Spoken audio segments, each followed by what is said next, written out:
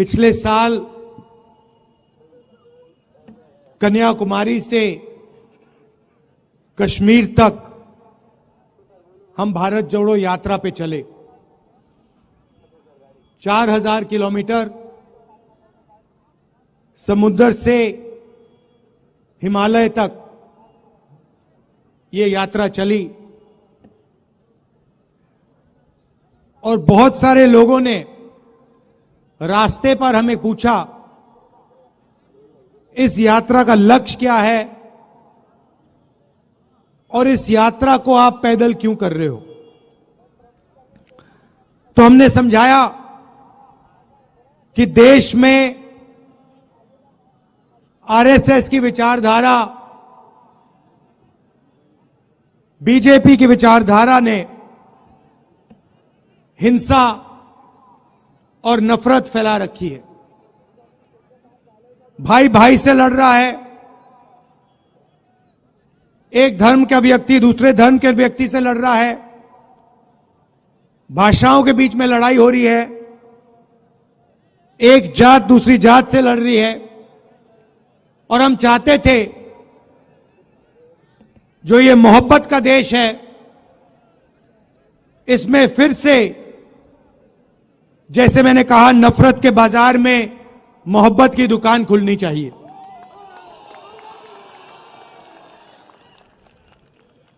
यात्रा में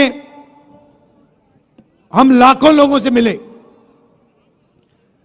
सेल्फी का जमाना है तो हजारों लोगों के साथ सेल्फी हुई। 7 घंटे हम चलते थे, किसानों से, मजदूरों से, स्टूडेंट से, माताओं बहनों से बातचीत होती थी।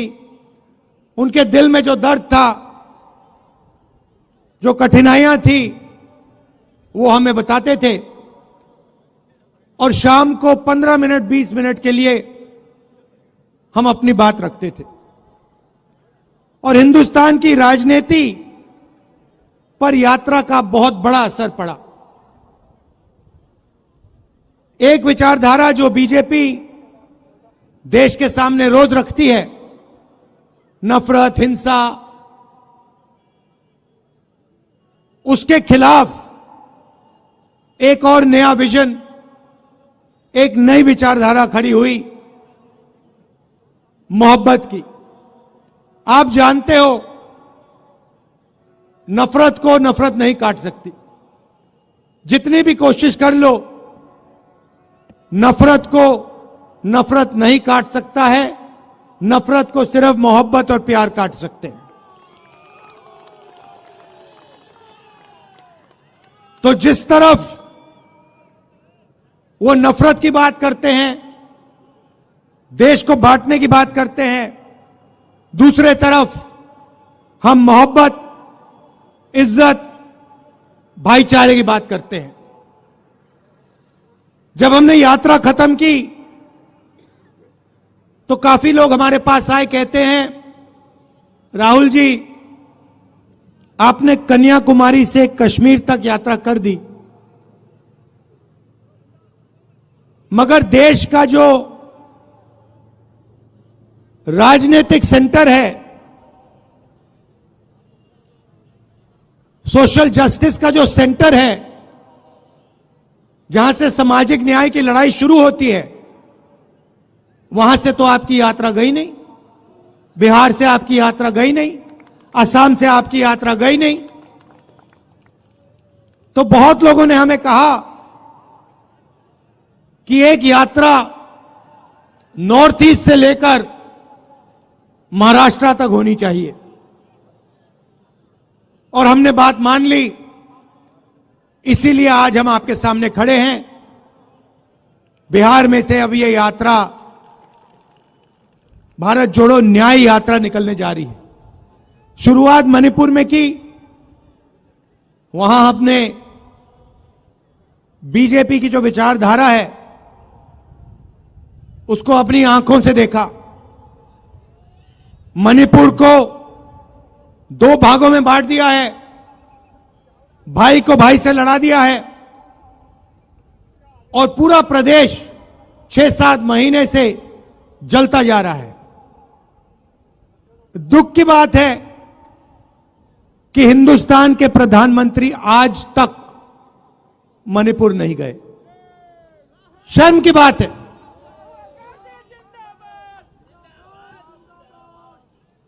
आज तक हिंदुस्तान के प्रधानमंत्री मणिपुर नहीं गए। मणिपुर जल रहा है, लोग मारे जा रहे हैं, घर जलाए जा रहे हैं, मगर आज प्रधानमंत्री वहां आज तक नहीं पहुंचे। तो ये देश की हालत है। अब बिहार में हमारा क्या लक्ष्य? इस यात्रा में हमने न्याय शब्द जोड़ दिया है। भारत जोड़ो न्याय यात्रा। और सच्चाई यह है कि आज के हिंदुस्तान में गरीब व्यक्ति को ना आर्थिक न्याय मिलता है, ना सामाजिक न्याय मिलता है।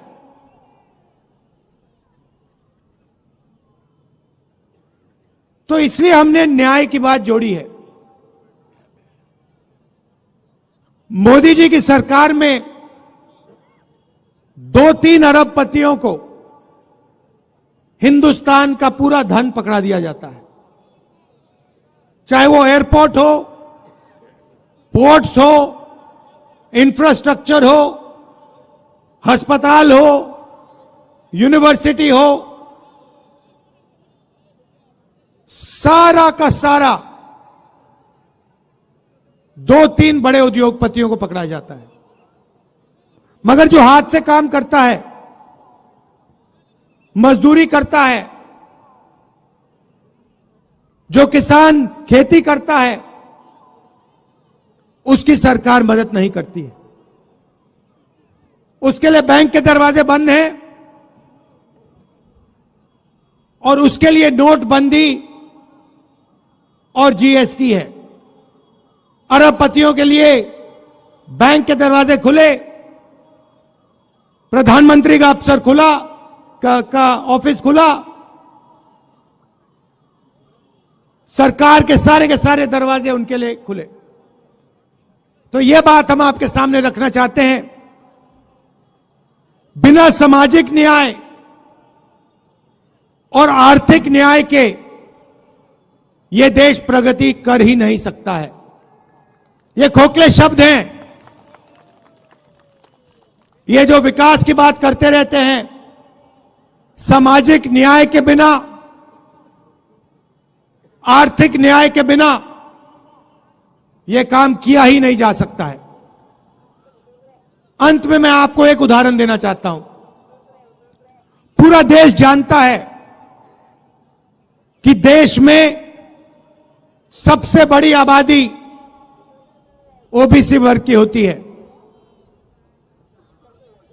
तकरीबन 50% ओबीसी वर्ग की आबादी है। 15% दलित हैं, 12% आदिवासी हैं, तकरीबन 15% माइनॉरिटी हैं। यह सच्चाई है देश की। यहां जो ओबीसी वर्ग के लोग बैठे हैं, मैं आपको बताना चाहता हूं कि हिंदुस्तान की सरकार को 90 आईएएस अफसर चलाते हैं। देश का पूरा बजट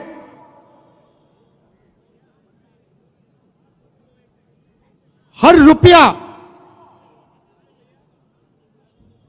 ये लोग निर्णय लेते हैं। डिफेंस में कितना पैसा जाएगा, स्वास्थ्य में कितना जाएगा,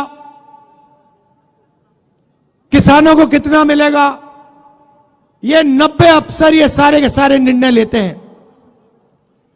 इनके बिना बजट का 1 रुपया नहीं बांटा जा सकता। और मैं बिहार के ओबीसी से कहना चाहता हूं, पिछड़े वर्ग के लोगों से कहना चाहता हूं इन 90 अफसरों में से ओबीसी वर्ग के सिर्फ 3 हैं। और अगर बजट में 100 रुपए बांटा जाता है तो ओबीसी वर्ग के अफसर सिर्फ 5 रुपए बांटते हैं। यह सच्चाई है। और ये ओबीसी वर्ग के साथ हो रही है, दलित वर्ग के साथ हो रही है, आदिवासी वर्ग के साथ हो रही है। इसलिए हमने सामाजिक न्याय का सबसे क्रांतिकारी काम करने का निर्णय ले लिया है। भाइयों और बहनों, इस देश को पता लग जाना चाहिए कि इस देश में ओबीसी कितने हैं, दलित कितने हैं, आदिवासी कितने हैं, जनरल कितने हैं। उस काम को करने के लिए जाति जनगणना की जरूरत है। जाति जनगणना एक क्रांतिकारी कदम है। जिस दिन जाति जनगणना हो जाएगा उस दिन देश के आदिवासियों को, दलितों को, पिछड़ों को, सबको पता लग जाएगा कि उनकी आबादी कितनी है। और फिर उससे पता लग जाएगा कि उनका हक कितना बनता है। जब तक सामाजिक न्याय के सवाल को हेड ऑन नहीं लिया जाएगा तब तक यह देश आगे नहीं बढ़ सकता है। तो यात्रा में 2-3 तरीके के न्याय की हम बात कर रहे हैं।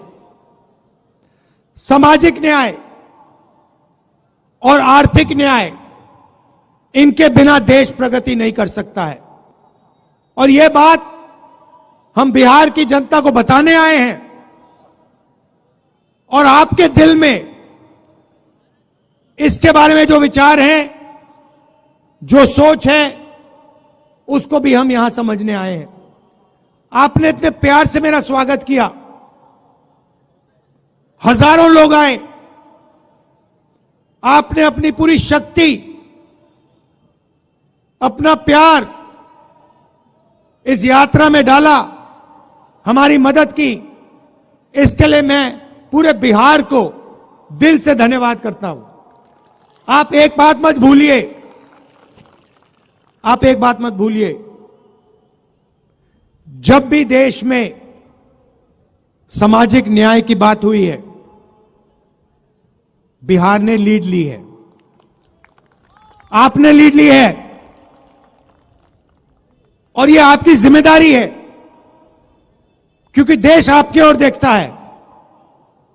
जब सामाजिक न्याय की बात होती है, पूरा देश बिहार की ओर देखता है।